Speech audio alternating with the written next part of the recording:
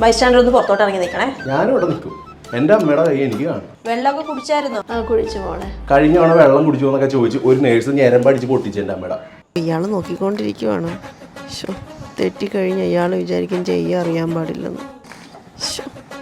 ഞാനും വേഗം കിട്ടിയില്ലെങ്കിൽ പണിയാവുമല്ലോ. സാധാരണ ഞങ്ങൾ പ്രൊസീജിയർ ചെയ്യുമ്പോൾ ബൈസ്റ്റാൻഡേഴ്സിനെ പുറത്തിറക്കി നിൽക്കും. അതുകൊണ്ട് ചേട്ടൻ ഒന്ന് പുറത്തേക്ക് 5 മിനിറ്റ്. ഇപ്പൊ പ്രസവത്തിന് വരെ കൂടെ ആൾക്കേറ്റുന്ന കാലമല്ലോ, പിന്നെ എന്താ കാലിലിടാൻ വരുന്നത് ആളെ കയറ്റാൻ ബുദ്ധിമുട്ട്.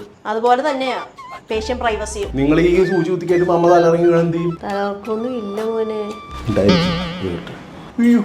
ബ്ലഡ് ചേട്ടാ അതിന്റെ സ്റ്റില്ലറ്റ് ഊരി മാറ്റിയതാണ്. ചേട്ടൻ അവിടെ ഒന്നും മിണ്ടാതെ നിൽക്കാവോ? അമ്മേ അമ്മേ എയർ ബബിൾ ചെക്ക് ചേട്ടാ ഞാൻ എയർ ബബിൾ കളഞ്ഞിട്ടേ പുഷ് ചെയ്യത്തുള്ളൂ ചേട്ടാ. പല മരണങ്ങളും എയർ ബബിൾ പുഷ് ചെയ്ത് നടന്നിട്ടുണ്ട്. നമ്മൾ സാധാരണക്കാരാന്ന് വെച്ച് നമ്മളൊന്നും അറിയില്ലെന്ന് നിങ്ങൾ വിചാരിക്കരുത്. എന്റെ ചേട്ടൻ എന്നാ വന്ന് ക്യാനിലിട്. മോൻ പുറത്തേക്ക് നിന്നു. ഇത് എത്ര നേരം എടുക്കുന്നു ഇട്ട് കഴിയാൻ?